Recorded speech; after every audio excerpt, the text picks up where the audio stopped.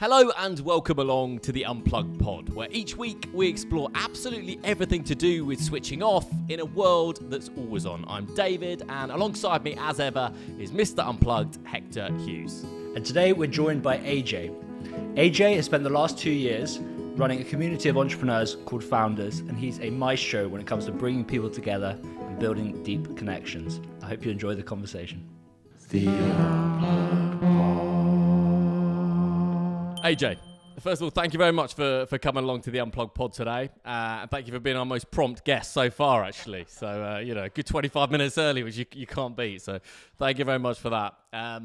It's great to have you along, and we're going to start. I'm sure we're going to talk about a lot of things, but let's start how we will start on the Unplugged Pod by asking you, how do you unplug? How do I unplug? Well, first of all, thank you so much for having me. And thank you for being patient with me being way too early and interrupting your flow with setup. But how do I unplug? I was born and raised in the countryside.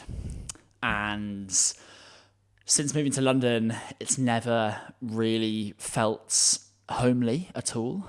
And so it's not the most effective way to unplug. But when I can, luckily, my mum and her husband live out in the countryside, and they leave their house a lot, and so they're like, oh, who wants to house it? And so I'm very quick to jump in and be like, yeah, I'll house it. And walking in the woods near my stepdad's house is just the most grounding, calming, restorative practice that I do. Putting a podcast in, walking, so bliss. Otherwise, I love exercising, and I really feel a difference pre-run and post-run, even if it's 10 to 15 minutes. If we can build up a sweat, then that makes a huge difference. So yeah, those are probably the two things I do most often.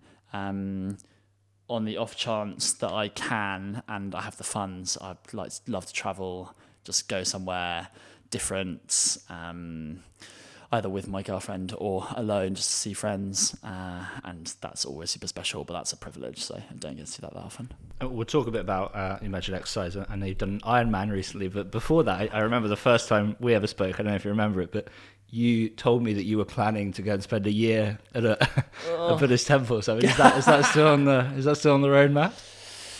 When you messaged me earlier, Hector, and you said, oh, this guy was going to spend a year in silence or something, I guess that means you didn't do it eventually, because it's a crazy thing to do. I didn't do it yet. Will I do it? I'm not sure. So both those things you mentioned come under a mental model with which I live my life, which is around just feeling uncomfortable, like pushing comfort zones. And before doing the Ironman, I hadn't actually done ever a marathon before. My first marathon was in the Ironman. But I was a runner, like I love running. I'd done like a half marathon, and it just felt like I could do it. And so then the logical next step was you do a marathon, you build it up until then you do an Ironman. But it just didn't feel uncomfortable enough. It didn't feel like it would be enough of a growth opportunity. And so then jumped into the Ironman, and it was a serious growth opportunity. Like there was a big risk factor of I could fail at this. And the other thing which made me feel really uncomfortable, which was this idea of having a long period of time in silence. And my life purpose, I've discovered, for now, it might change, but I've discovered is around connecting people. And I think that that's split into two things, which is connecting with yourself and connecting with others. And so I've spent my life loving being around people, relatively extroverted, and I spent a fair amount of time with myself, done lots of journaling, done a little bit of meditation over the years. But actually, what would make me feel uncomfortable with regards to connecting with myself would be like pure isolation, just with me and my thoughts, can't speak to anyone. And that, when I thought about it, I was like, God, that would really suck. Like that would be really, really uncomfortable. And lots of people do the 10-day silent meditations. But again, it just felt like I could do it. Even though it would also be really difficult, I'm not downplaying that. I know you've done a couple of them, haven't you? But yes, it felt like, okay, what period of time would make me feel really uncomfortable? And I started with 6 months, and then I think my ego pushed me to do a year. But now I think about it as well. I'm now in a serious relationship, and these things I've realized no longer just affect me. Like putting my girlfriend through that would just be like, it feels quite mean. It doesn't feel like it's fair. And like, I'm not just doing it for myself. She has to endure this pain as well. And so I'm now looking for another thing which makes me feel equally uncomfortable that I can do, and it doesn't have negative ripple effects to the people that I love. And by the time you got to the Ironman, how uncomfortable was the day itself, and spending those however many hours with yourself? 11 hours, 10 minutes. The day, weirdly enough, was actually relatively easy. Sounds really weird, but going into the Ironman, I was fixated on this idea of having it as an infinite game, or focusing on the infinite game versus the finite game. To explain it, a finite game is most games as we understand them. They have a set time frame. You know who the other players are. There are set rules. But the most important thing is that the intention of the game is to win the game. There's a winner and there's a loser. An infinite game is there's no set time frame. You don't know who the players are. The rules are constantly changing. The most important thing is the intention of the game is to keep playing the game. And so doing an Ironman is a very finite game. There's a set amount, the set distance, the other players are the other contestants, and you either complete it or you don't complete it, or you complete it within a time or you don't. Whereas the infinite game I was trying to play was build endurance and discipline. You can't win at building endurance or discipline. It's just like, I want to live a life of having endurance and discipline. And so then how I was trying to frame it was, by the time I got to the day, if I'd done my training as I said I would, I've won. Like I've built the endurance and discipline, and so whatever happens on the day happens. Don't get me wrong, that feels like a very like higher level like monk mentality that's like, oh, I don't mind about the result. Of course I would have been gutted if I hadn't been able to do it. But that's what I was focusing on. And so then the actual day, because of all the hours spent training, almost all of them by myself, the day itself was just like so much happening. There was so much action. There were so many people. There was just like so much to think about and focus on. And like, I wasn't just me on my bike in Essex in the rain thinking, this sucks. Why have I done this? Oh, this really sucks. I can't wait to get home. That's when it was really tough. It's like 5 hours into that cycle, when you're just out in the middle of nowhere. If you get a flat tire, you're just walking, and it's that's where it was really tough. But the day itself, there's like so much energy, there's so much excitement, there are so many people there. I had my girlfriend and one of my best mates there supporting, and so there was just so much happening, and so it didn't actually feel like, physically, don't get me wrong, it was painful and it sucked, but like, you sign up for it, like it's never going to be easy, is it? What do you think drives you to seek all this discomfort?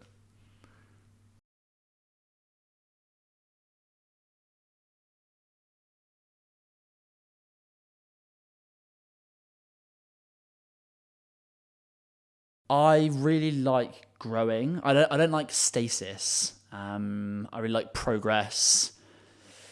I'm trying to think what exactly drives me.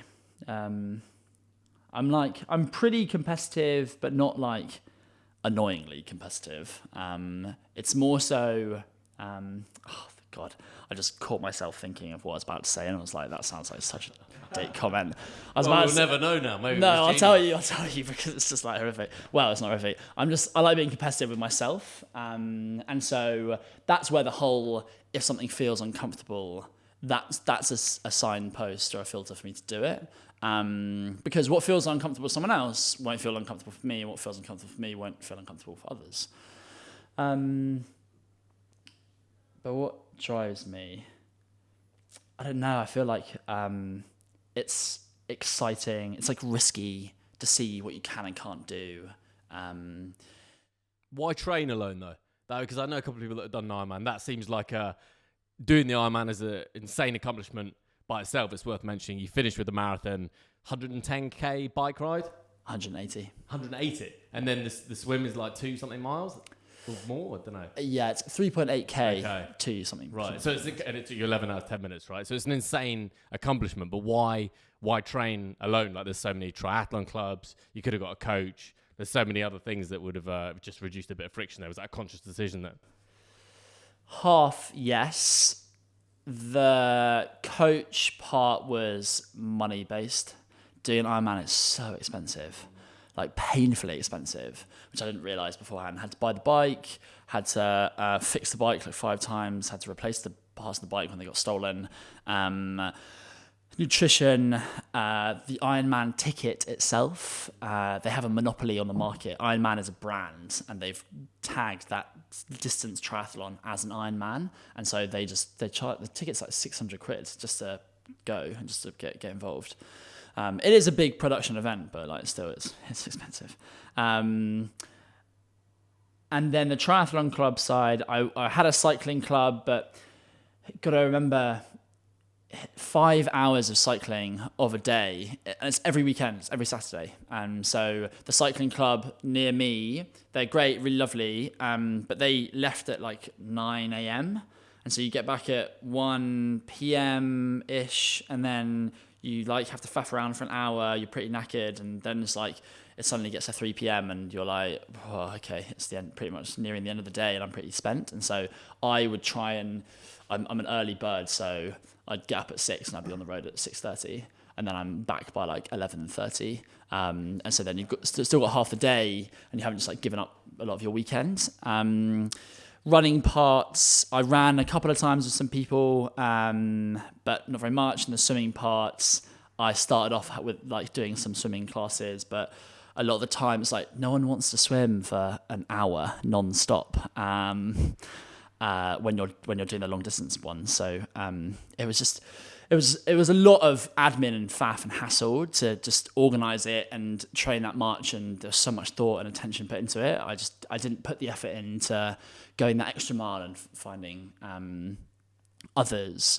And the last part was around this connecting with myself piece. If there was someone else, I'd be distracted and like feel the need to talk to them. Whereas it was like one of the biggest takeaways I got from it all was when cycling in the rain in Essex, 4 hours in, like catching myself and what I was thinking about and what the narrative was and how I was thinking about the pain or the struggle or whatever. That was really enlightening to think, okay, there were points where I'd like take this victim mentality, be like, oh, this really sucks. I'm so cold. I'm so wet. I'm so tired. Why am I doing this? I'm so done. And then I'd catch myself thinking about it and go, you signed up to this. You entirely put this on yourself. This is such a privilege that you get to do this. It costs a lot of money. Very few people get to do it. This is where it happens. This is where people get tested, and like you are living and breathing it right now, and just be grateful for it. And so that was the catching myself in those moments when it felt like I was at the, like not at my edge, but it was like the small bits of self-talk which didn't feel like they were serving me. That was probably the big takeaway. And if other people were there, then I don't think I would have had that. Has it changed your relationship with yourself? Yeah, definitely. I think I'm just like, I'm more grateful. I just feel more privileged than ever. I appreciate my body more. Like it can get you through so much. It's like, it's actually mad. And I don't know. I feel like anyone can do it now. It's just that classic thing that like before you do it, you think it's this crazy thing. Once you've done it, you're just like, okay, that was that. And people look at me and they're like, oh, of course you'd say that or whatever. But actually, much like with anything that you've done, like Hector, how much was your last raise for Unplugged? Raised about $1 million. Amazing, right? you say that to an early stage entrepreneur who's never raised a round, they're like, Jesus, raise £1 million, that is nuts. Like, how on earth did you do that? But now that you've done it, you're like, oh, I know how to do it. I do X number of investor calls, and I send my deck to X number of other founders, and they critique it, and then I tweak it over time, and you put in the hard slog, and eventually you get £1 million or more. And then it's like, oh, okay, cool, I know how to do it. And then you might look at someone who's raised 50 million quid and be like, Jesus, how do you do it? And then you'll go do it, and then you'll be like, okay. And I feel like that's it's sort of just given me more confidence in what I can do. And so now I suppose I've doubled down on this phrase, which is I can do anything that I want. I just can't do everything that I want. And so then I think it's just being really hard on prioritizing where I want to spend time and energy, and how I want to spend it. Yeah. With the different disciplines in the Ironman, my friend who did it, he said that the running and the cycling, at least you can plug in to something, right? Music, podcasts, but the swimming, I know now you can get earphones and stuff, but he said that was the most like in his head for him, because like when you're cycling, you are still like looking around at stuff, right? And you can listen to a podcast, so you do have some kind of stimulation. Same with running if you're running outside, but the swim, all you can see is like that much in front of you. I don't know what training you did in like some of the outdoor places in the UK, but did you find that the most unplugged, as it were, out of the three? That's a great framing of the question. As far as I understand it, you're not allowed to listen to anything during the race. I meant just during the training, really. So like in all with that in mind, I made a rule for myself that I wasn't going to listen to anything during training, because it would just make it more torture on the day. That if like you just get a shock to the system if you're like, oh, suddenly it's silent. And I would, and again, back to connecting with myself. I think that was a good part of it. But your point's like very valid in that swimming is the most brutal for me. I wasn't a swimmer. I still don't think I am really a swimmer. You got the height for it though. Tallest guest we've had so far, Derek. Yeah, exactly. But you do. When you're open water swimming, you do see nothing, and so then it is just about you thinking about your breathing and like your technique, and you have to be like really focused on that until you get into a good rhythm, and then your mind sort of can wander. But yeah, that was probably the hardest. That was the hardest bit for me. But then on the day itself, it flew by. Like it was super intense. So actually, like very tragically, 2 people died during the swim. I think because the start of it is so intense, because you've got 1,000 to 2,000 people all getting in the water, one after the other, and so then at the start, at least on the race that I did, which is in Cork in the south coast of Ireland, we swam along the coast and the current was going with us as well. So like there are other things on the day which you can't predict. And so because the current was going with us, I swam the fastest I've ever swum. But it also meant that we had to go around a buoy, and then you had the current at your back.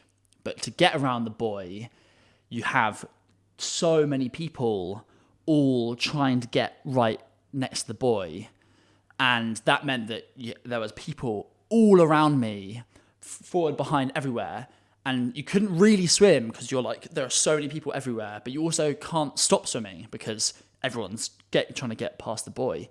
And so that was like really intense. You've been stood around by the start line for ages. They play AC/DC Thunderstruck at the start to get everyone hyped up, which is awesome. But then, like, you're like... Is that when people died then, around the buoy? I assume so. Like, they don't release that much. On the event that you did? Yeah. Oh, Jesus. So they died in the swim. And I'm assuming it was there because that was the most intense. But otherwise, like, the reason that the triathlon's in that order, swim, cycle, run, is because if something happens... something is more likely to happen later on in the race if you like pass out from exhaustion or something. And so then it's the least dangerous to do that when you're running as opposed to cycling, as opposed to swimming.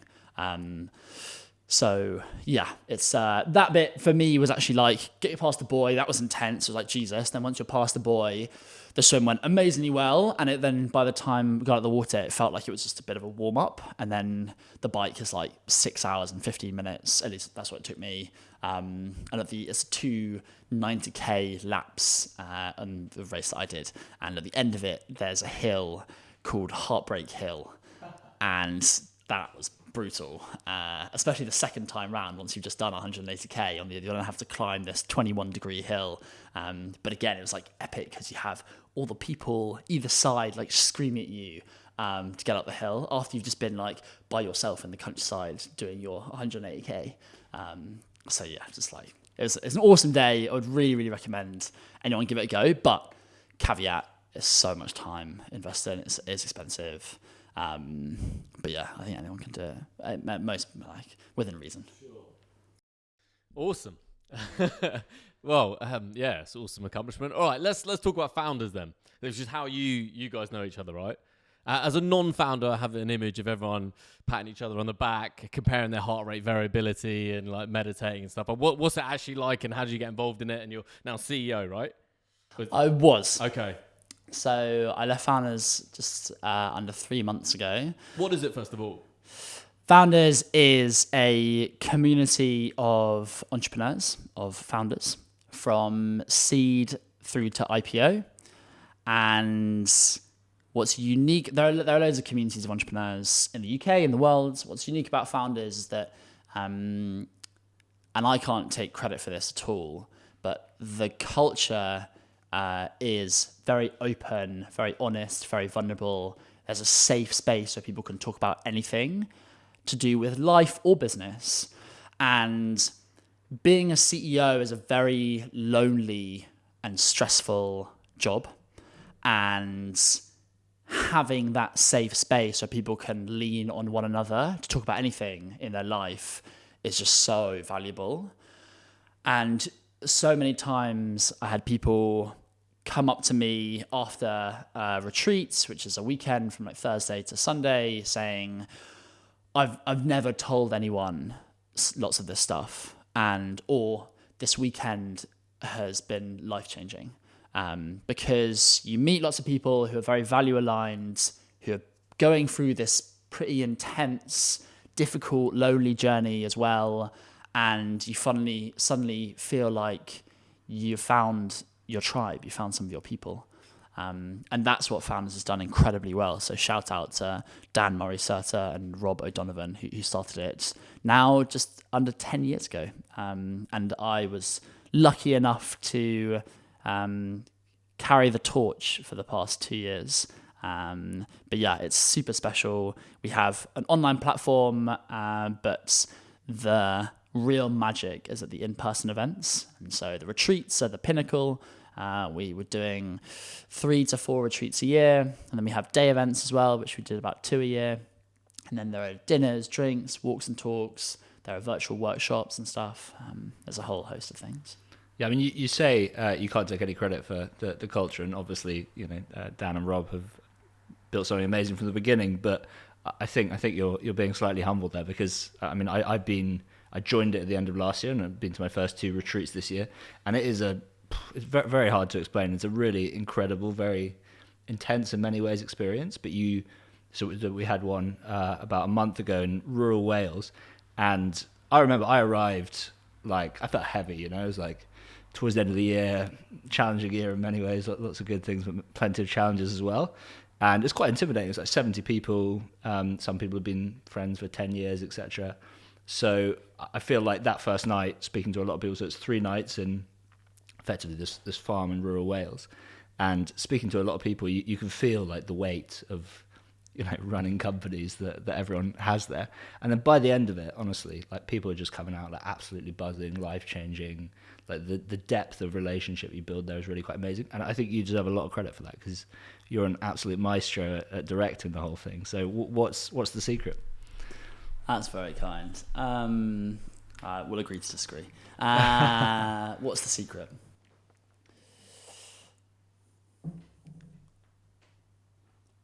A lot of it is around what are the values, and therefore who are the people that value set attracts. So if I was to ask you to refer someone to founders, you probably know tons of entrepreneurs, but you probably wouldn't refer them all to founders. There would be a type of entrepreneur that you feel is specifically open, who's specifically humble, who is really kind, just keen to help others, that you'd be like, oh yeah, you feel founders-y. And so that culminates in just lots of really lovely people coming, and you put really lovely people in a room together, and you have a bit of facilitation, and just magic happens. Otherwise, the way that I approached running founders was, I never felt like I should be running founders. So when I joined Founders, I'd run a community of early stage entrepreneurs for about, I suppose it was about 6 months, but when I applied, I'd been running the community for 2 months. And so I knew nothing. I really knew very, very little. And on top of that, I'd started a couple of very small businesses at university, none of which had done specifically well. They've all been really small. And Founders was this group of people who are super impressive.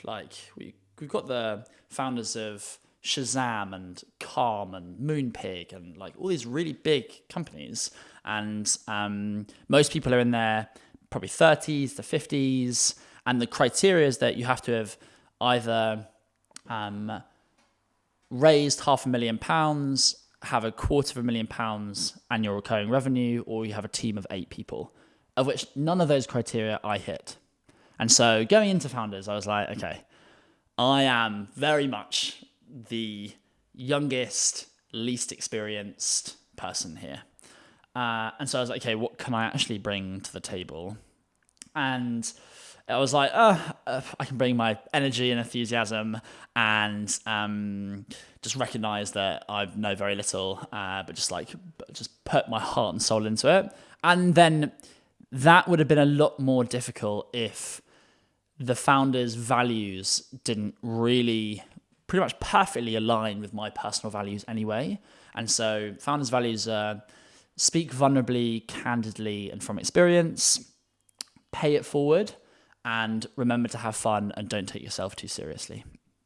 So I'm love all of those. Those feel like me. And so at each retreat, I'd look at the values and I think, how am I going to embody these and lead by example? The most difficult one being, how do I speak vulnerably, candidly, and from experience? And so what's unique about Founders as well is that people open up a lot about all areas of life. And part of that, I think, is due to, at every single event, I would do my best and push my comfort zones to pour my heart out and just be very vulnerable about anything that I could in life, and then tie it back to how I hoped people might show up during that event. And so I think leading by example was one of the top things. There are lots of other theory about how you design experiences and the care that goes into the different emails and the messages and the little trinkets and all of these things add up. But I think the big thing was just how well and wholeheartedly can someone embody the values that have brought those people together. It's amazing to see, especially on the vulnerable point, because I think that is so powerful, especially in this British society when, with 3 British blokes here, there's a lot of vulnerability lacking, I would say, generally. And it's amazing to see when people are sharing and being vulnerable, how it just melts away others. And, at these retreats, you get definitely some people who are much less comfortable with it. And you just see that, people kind of almost get pulled into that just by sharing. And I think you really do reciprocate. And I've noticed that a lot in my own life, which is the more vulnerable you are about stuff, people almost want to talk about it, but don't feel it's the done thing or the norm. David, I want to talk to you about vulnerability because I'll just bat you away, but yeah. How would you say you're doing on vulnerability? Yeah, I'm fine, mate. I'm fine. Yeah. So so obviously you've led the retreats, and Hector, like you've been part of it. What has there been like a moment that felt super pivotal, or was it 2 years of kind of leading them? Was there something that you're like, oh wow, like this is why it's life changing? Can you point to a specific moment? And Hector, obviously you've been involved for a little less length of time, but is there something specific? I mean, you guys have spoken really generally, and it sounds like something really like inspiring and that's impacted both of you. But can you point towards something very specific? I'll speak only from experience because that's the founder's value. At one of the retreats last year, I met a guy called Dan. And Dan's an Aussie bloke. He had built, it's a cool automated accountancy and tax software called ember.co, plug for Dan, and amazing for small businesses. And he reached out to this retreat. He's like the loveliest, kindest guy, just like radiates good energy. And we ran a session. Well, I ran this workshop. A lot of the experience is just co-created. So a lot of it's not me running it. And there's almost like a menu of different, pretty much discussion circles that you can go to at any one time. I was actually running this session at the same time that other people were running others. And it was a music session. And I didn't come up with this as well. Another guy called Andy Allen coined this, and he brought it to founders. And I thought it was so amazing that I was like, do you mind if I run this? And the concept is that you share a song that really means something to you. It's like it has a strong memory attached to it in your life. And you share the story behind the song, and then everyone sits in silence and listens to the song from start to finish. And it is so powerful. And Dan and I were in this session, only with two others. It was just the four of us. Four of us blokes, four very British blokes, right? And the song that was really impactful to me was a song that me and my dad listened to. And my dad very sadly passed away 18 years ago when I was 9. And I remember this song, and it's called "I Want You" by Savage Garden. It's a great tune, and it's a driving song. So he used to have like this Land Rover, and we would go on surfing trips to Cornwall when I was super young, and this is the song that we'd like play in the car, and it's just like, oh, it's such a banger. And I played this song, and I just told this whole story, and you can really like picture yourself in someone's memory when you listen to the song, having heard this description. And then Dan spoke about how his mum very sadly passed away when he was 8. And he shared that she wrote a song called "Gone Too Soon." And it was just this really crazy, like, oh my God, you have this amazing energy. And we've also shared this like really big, pivotal, traumatic life experience. And that was just such a deep, very fast connection to someone who has become one of my best mates. And we have now lived together for the past 9 months. And at that retreat, he also met his girlfriend, and he's now moving in with her.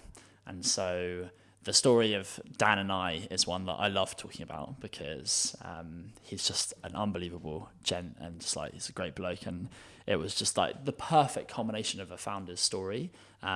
People have met their partners, people have had kids because they've met their partners, and they've been co-founders, mentors, investors. It's like a whole heap of really life-changing relationships have happened, but that's the one that's affected me. I second that. Dan is a wonderful guy. But so I think just to touch on the point there, one of the many reasons I wanted to get you on is just because what surprised me is just how unlike life today this is, like how rare it was, to go, and obviously a real privilege to get to go and do this and have this experience. But I think it says a lot about what society is nowadays, and I think how hard it is to find these connections, because so many of our relationships now are, friends on social media, and it's like there's none of this kind of really what you're talking about there, like really deeply understanding a connection you have. I think so much of our life now, frankly, is very shallow, and that shows up in lots of ways. And I think religion, obviously religion comes with its challenges, but one of the side effects of religion going out of society is that you do lose community, you do lose this kind of feeling part of something. So just curious as to how running this for the last couple of years has changed how you see the world, and where you think it's applicable, and how it can go wider. You've just teed up my favourite conversation topic. So through running Founders and through thinking about my own life, this is what I've realised is my life purpose for now, is to try and better connect the world. I've had to reframe it as an infinite game as opposed to a finite game. Previously, the finite game was connect 1 billion people, which is just like, it's pretty ridiculous in terms of the ambition, but also just like why that number makes no sense. So anyway, better connect people. And I completely agree. We're in this loneliness pandemic, which was brought to lots of people's attention through COVID and the pandemic, because suddenly there's like physical isolation, which then people really felt deeply. But actually, there's been this slow trend towards people just feeling more and more distant. Social media isn't very human-centered. It's not designed for us to actually deeply connect. It's designed for fame and likes and ultimately for them to sell you ads. Like that's the business model, right? And very few spaces are designed purely for love and connection, which is what ultimately is one of our core human needs. And this is where I think if we as people felt more love and connection in the world, so many of the problems would be either subdued or completely solved. So much, the rise in mental health, the knock-on effects that has, it's astronomical. And what I believe is missing is, in part, these experiences, which Founders has shown to me how powerful they can be if you get the right people in the room and you guide them through this specific type of experience. You can foster these really deep connections. But then the other side of it is the data side. So let's say I knew about you, your like Myers-Briggs personality test or your DISC personality test, but I also knew about your childhood and your life and who you looked up to when you were younger, why, and maybe some of the traumatic experiences you had and what that meant to you, and then what are your deeply like core values, what do you love to do at work and outside of work? Like if you have, let's say, those 6 pieces of information, and I had those 6 pieces of information about 1,000 people, I could say with pretty good confidence that I could connect you with one of your future best mates or a future partner. And that's just the data side. If you apply the data side with the experience side, then you have these really powerful connective experiences. The difficulty is the experience side is very difficult to scale. Like communities, the Founders is amazing because it's really intimate. Well, pretty intimate. It's just under 400 people, but that would change if it was 4,000 people. And so like, how do you solve that problem? And then the data side is, how do you build up the trust such that people want to give you this very personal, very intimate data? And so that's where I think the next big opportunity lies, and what I believe my career will take me towards. But I don't know exactly how that looks at the moment. I'm more so trying to not come up with the exact idea first, and instead sort of like try and find the people that could help build it. Because the irony about running Founders was that I was the only person in the team in Founders. And so the whole point of community is about connecting people. But I felt pretty lonely throughout a lot of doing Founders. I had an amazing board, and I'd have monthly meetings with them, which is like the highlight of my month. And Rob O'Donovan invested a lot of time and energy into me. And so he was amazing, but still, like when you're sat at home by yourself a lot, it was pretty tough. And so looking for the team first. Do you think in the wild west of social media and that kind of wider space, is there anything you're seeing that is starting to, you think, tick the right boxes, move in this direction? Any kind of trends? Not that I could speak with confidence on. I found a article talking about how different platforms are built for love versus fame. So WhatsApp is a good one around love. You're not like trying to get followers on WhatsApp. You only text people that you have their number and want to text. LinkedIn, Instagram, Facebook, TikTok, it's all about fame. It's all about how many followers you have. Can you create viral content? And so I think there's the space for more companies like the WhatsApp. Facebook Messenger was this. Yeah, I think there's opportunity there, but I can't say I know of anything that's like really hitting the nail on the head. I've never thought of WhatsApp like that before. I don't think. Yeah. Yeah, very true. What you speak about, you guys have spoken about how the founder's journey is really lonely, right? Why so? Obviously, I think people can think, oh well, because you're starting something and everything's on you and you've got no one to talk to. But people who aren't founders will say, well, yeah, like that's me as well. Like I work in a company where this is like, why do you think founders are specifically more lonely? Or why that?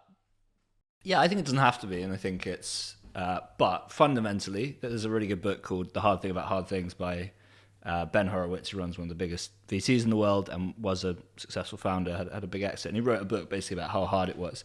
And one of the things he talks about is how the average rating out of 100 for CEOs is 21%, but no one knows that that's the average. So you're basically doing a job that you're completely unqualified for, and the buck very much stops with you. The average rating out of 100? The average like competency score for a CEO is 21 out of 100, but you just don't know that that's the average. Voted by the employer? No, I mean, not really. Not really, okay. but like that's basically what it is. So it's basically like you are doing this job, like at every stage you get to, you've just got to learn a whole new bunch of things that you're probably terrible at.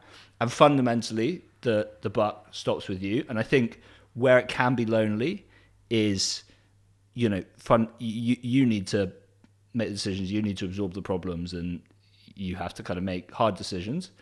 But I do think that you can open up. It's just tricky because there's a lot of psychological pressure, right? Like there's a lot of imposter syndrome as a founder for sure. And, fundamentally, you feel like a lot of stuff is your fault, usually is. And so I think it's just dealing with that. And I think things like founders of the community, like the more you talk with people, one of the most amazing things about that is it's just getting in a room with a lot of people. You just hear how hard, everyone's finding it, or like everyone's dealing with shit. And you're like, that person who I've been watching them on social media and looks like they've been smashing it. And then they're like, oh my God, the last few months have been a shit show, So I think that is very grounding. And it's just, you can then kind of share the burden, I think, because it's an isolating role in the way that, you are the one who everyone's looking at, and fundamentally it's down to you. But I think that can be shared. I think that in itself is a skill, is like sharing that load, learning to be vulnerable with the team, all of these kind of things. But it's not easy for sure. Do you do it? Sorry, go for it. Just adding to what Hector said, as the CEO, there are quite big repercussions to you potentially being vulnerable with above and below. So above would be your investors or your board, and below would be your employees. So let's say you're struggling with your mental health as a CEO. If you share that with your employees, the person that they've been looking to for stability, for confidence, for assuredness, to pay their salary and to provide their stability for their lives, that person's now a bit shaky. And so then their confidence might get knocked. Or this is what at least you assume as a CEO, not necessarily true. The same goes for if you say that to your investors. Your investors, if you have investors, sit on your board, and they ultimately have the power to remove you as CEO. And I'm not saying this is all investors, but investors, the stereotype, usually aren't the most empathetic people. If you don't hit your targets, they're like breathing down your neck, and any sign of weakness, you could get replaced any moment. And so there's a lot of risk associated with speaking with each stakeholder above and below you. And so that's why then communities like Founders work really well, is that the people aren't related to your business. We don't have any investors, no investors are allowed to come into Founders. And so therefore we're not expecting you to like open up and your investors sitting across the table from you. It's just people who just get it and are like your peers, and they're building other businesses. I think one thing that's worked really well, which you have spoken about a lot today, is infinite games. And fundamentally, startups feel like a real finite game. You know, like it's unbelievable how in danger the startup feels at any point. Anytime something else happens in the space, or you get a bit of bad news, like it's a real roller coaster. And your suppliers, your investors, your employees, it can sometimes feel like everyone's kind of playing a different game to you, or has a different agenda. But I think it's flipping that mindset into it's an infinite game. And the key point there is you're playing to play, and everyone is a collaborator rather than a competitor, because people reciprocate, So like, if you are very friendly with your competitors or your investors or your employees and like really open up to people, then I find that they open up back. So I think that has been a big unlock, and it is a muscle and it takes time. That's a balance. Yeah, the balance. Yeah, exactly. It is a balance. You're right. To some extent, but I think, a company is just a group of people, and sometimes we lose sight of that maybe, because like there also isn't like a right way to be a CEO or any role, right? And I think a lot of the time it feels like I should, battle with our investors about this, or I should do X, Y, Z. But you're right that problems happen, of course. Yeah, and then I think the other point to address is that as the CEO, the majority of your life is problems. There's very little to no one being like, great job. You did really well there. No one's saying that to you. All it is, yeah, of course you should have done that. Or, yeah, you had to solve that problem or the company dies. Or this person's so annoyed and you helps them solve their problem. They may say thank you, they may not. I think sorry to interject, I just read something this morning that like great life advice is to assume everyone feels underappreciated. And I just think that's good life advice, right? Like everyone could probably do with a bit more of like a pat on the back, or like, oh, you did that really well, or you're doing a great job with this. Yeah, I just thought it was really solid advice. And I had this in Founders. Like I was CEO, and some of my boards were like amazing at pausing occasionally and saying like, nice, that was really good. And I didn't realize I needed it until I heard it, and I got super emotional in like the odd board meeting, and I was like, oh my God, I just got given a compliment.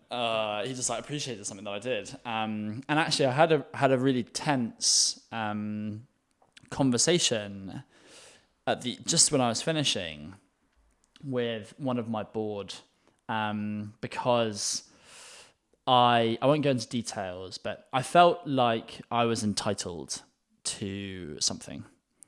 And I felt I put in some really hard work, and I was like struggling to get new work, and I like didn't have very much cash in the bank, and I basically like needed a new laptop. And I sent an email which was like it was like definitely pretty abrupt, going like, look, I think you should buy me a laptop. And arguments and back and forth, and like Founders are non-profits. Founders has been supported by one of the board, and it's always been run on a very tight budget, and so there's not like spare cash lying around, but I still felt entitled enough to say like, I think you should buy me a laptop. And I was lots of arguments and lots of time to reflect, and I ultimately came down to me feeling underappreciated by the board. And there were lessons for both of us in here, in that he, as an experienced entrepreneur who's built incredible businesses, he was like, "You're a CEO, mate. You want to be a CEO? No one's going to say good job. Like, that's the harsh reality. Get on with it." And the other side of it was, he also admitted, he's like, "Oh, this is something that I think I can work on as well, is like giving recognition." Because also Founders wasn't my baby. It's not my company. I was hired into it, and still treated it as a founder does treat their child. So it was this difficult balance. But yeah, I think it really highlighted that being a CEO is not easy, but also we should expect that it's not going to be easy going into it. I actually find it very hard to accept compliments. Not like tell people to fuck off, but like if someone says it, in my mind I'm just like, yeah, but they don't know about this other thing that we haven't sorted out yet, you know. So like, I just kind of auto dismiss, which probably isn't that healthy. But why do you think that is? That's a good question. Why do I think that is? I don't know. I think a little bit is like on the healthier side. I think it's a bit of that kind of finite, infinite game thing, where like everyone's like, "Oh, you should." Yeah, I'm really not good at celebrating wins, which I know are important, but like because people say, "Yeah, great, getting the funding closed, launching the cabin, or whatever it is," and I'm like, "Yeah, but we need to do all these next things." So I think I'm not very goal oriented, so I don't really. Obviously, that funding needs to be raised, that cabin needs to be launched, all of these things. But like when we get there, it's not like, we hit the goal. It's like on to the next thing now. And I think there's probably like a dissatisfaction there, which probably speaks to something a bit unhealthier. And I think it's why a lot of entrepreneurs, myself included, like I am probably doing this. There's a lot of positive, like genuinely think we can really make a amazing change in the world with this, and like that drives me. But there's also a bit of it that like wants to show that I'm remarkable. I think it's a very human trait, and that I think manifests in a way of like, this isn't enough. And enough is a dangerous word, but we need to be like recently because of funding, and in my head I'm like, yeah, but it's not. We need to be also doing all these things. And so like this isn't like completed. So I listened to a really interesting interview with the Brewdog founder on Steve Bartlett's podcast, and he's I think he's runs a business in a very different way to me, but he has obviously been very successful. He's driven by this feeling of like never feeling like enough, which came from trauma from his mother. So he has this constant voice that says like, you're not enough, and I don't think it's that. I don't think I have like, but my self-talk is pretty positive. But like, I think there's a little bit of that in every entrepreneur, because you're trying to do a ridiculously challenging thing, basically, irrationally hard. I really resonate with that, and I think it is present in most people. And the thing I'm almost scared about is if, like, it sounds so stupid, but if we get enlightened enough that goes, does the ambition also go?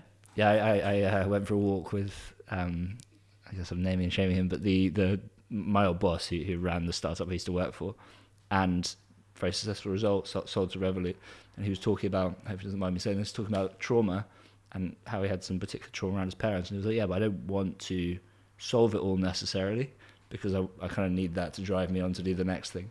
And there's an interesting thing, there's also a conversation with someone told me about this CEO of Goldman Sachs along the same lines, when they were saying like they don't want to be like 100% happy. It's like finding the right balance where they still have the drive to go and do the successful thing. Now, obviously, the argument you could say there is, well, actually, if you got rid of that trauma, you wouldn't care about the job or the startup or like whatever it is. But it's part of the human experience as well. And I think this is something that I have thought about quite a lot, and what I have learnt about myself is that it's either being pushed by a trauma or a scarcity-based mindset, or if we can, then it's almost being pulled by an abundance-based mindset, something bigger than ourselves. And so the reason I got into building community or felt the need for these deep connections, because my dad passed away, lacked that like really pivotal connection, was at boarding school, always felt super lonely throughout school, just like was really craving just to find my people.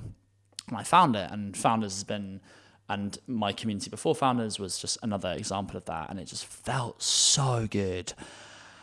And then I thought about it for a long time, and I realized, like, do I want to be driven by this like feeling like I need to find my people and find more of my people because I lacked them before?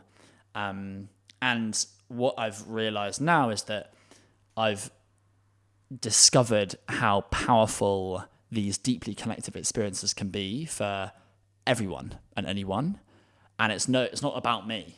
It's not about what I was lacking, but it's about like, that is pure magic. That is amazing. That is like so life-changing. That's epic. That's what it's all about. And just want to make more of that, whether I'm involved in it or not. That feels like it's a different driver. And I've done a lot of work on my traumas. I've done like therapy for years, done coaching for years. And it just feels a lot more sustainable, because I think the problem with the scarcity-driven mindset is that it pushes us too far, or it pushes too hard, and it makes us imbalance, and ultimately it leads to us breaking either mentally, physically, and then ultimately becoming dissatisfied with life, as opposed to just being dissatisfied with the results, which is what I think is still healthy. Like having a healthy level of dissatisfaction is still can be positive. Yeah, I guess it's like what thought pattern does that dissatisfaction cause, right? Is it a narrative of like, oh, we could, is it a positive space where you're thinking about, as you were just saying, how do we bring even more, joy, whatever it is, connection? Or is it this like, you're a piece of shit, why are you failing at this? So I think it's just tuning into that and like how you're talking to yourself, and also how it's serving you. But yeah, it comes back to the finite and infinite games, because it's like playing to play for love of the game rather than playing to win. Because as soon as it's like I need to build £1 billion company, or I need to hit this milestone, then I think that you then have a very unhealthy relationship with what you do. And actually, the perfect culmination, like the perfect example of finite games being destructive, are Olympians. Olympians live their life on a finite game. Every 4 years, you know who the other Olympians are, trying to win gold. If you don't win gold, you're miserable. And then even if you do win gold, you win it, you have your moment of fame. The next day comes and you're like, okay, what's next? And Michael Phelps, I think, co-produced and was in a documentary called The Weight of Gold. And it talked about he's the most decorated Olympian ever. And he was so depressed because you have that what's next? Like, why have I done this? But one thing to clarify about infinite and finite games is that infinite games are made up of lots of finite games. So it's not like finite games are bad, but it's about becoming detached to the finite game as long as you're still playing the infinite game. So the Ironman was still a worthy goal for me within the infinite game of building endurance and discipline. If I hadn't done it, I would have still felt gutted, but I also would have still felt confident with the knowledge that I'd trained for a year and I'd like put a lot of time and energy into it, and I built that endurance, I built that discipline. But it's a good like signpost. It's just not all about the outcome for me. Yeah, I did a silent retreat in 2019, which is called Intro to Buddhism. So half meditation, half Buddhist philosophy. And the best bit of wisdom out of that was the Buddhist idea of attachment, which is I need this to be happy.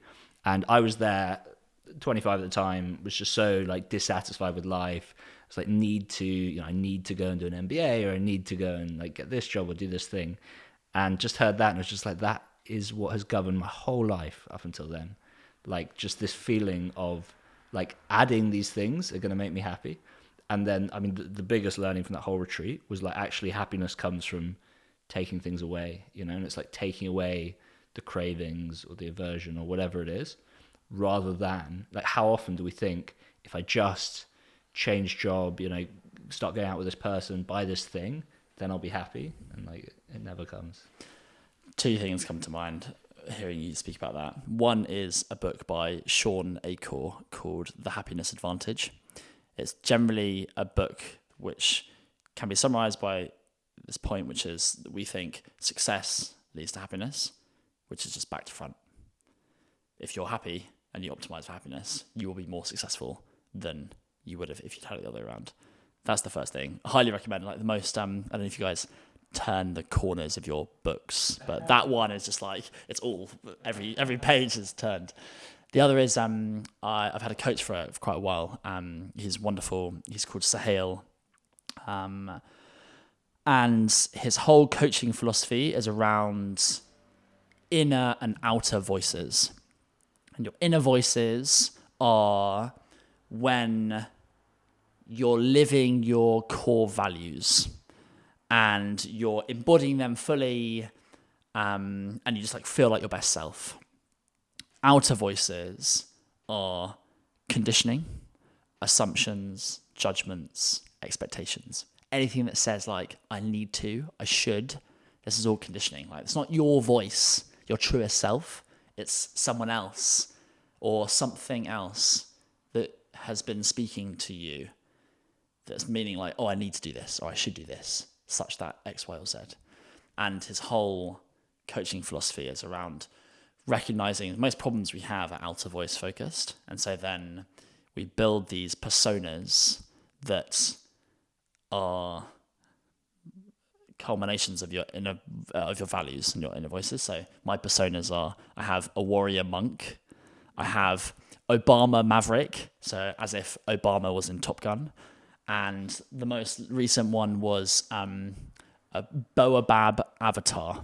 I don't know if you ever used to watch Avatar the Airbender, that cartoon, anyway, and it's like, imagine if the Boabab tree was also an airbender.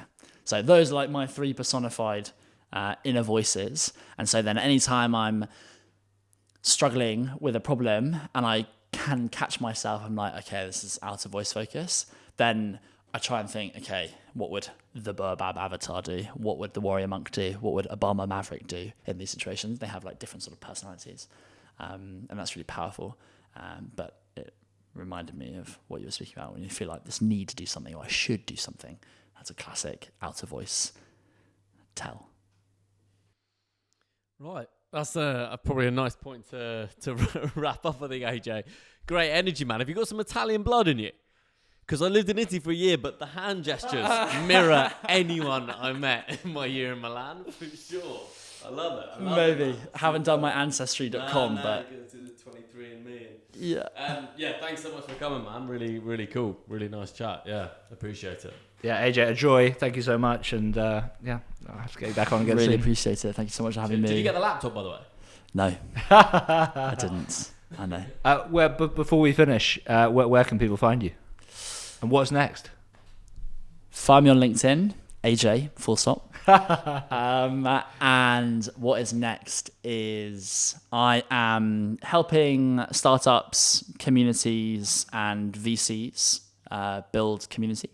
But otherwise, I'm looking for world-class startup operators who want to help people better connect.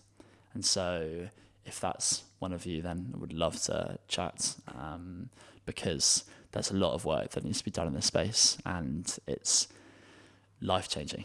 And so I'm hoping that we can scale it, and that needs a killer team. Love it. Great Awesome. stuff. Thank you, man. Thank you so much. Does your brain ever feel like this?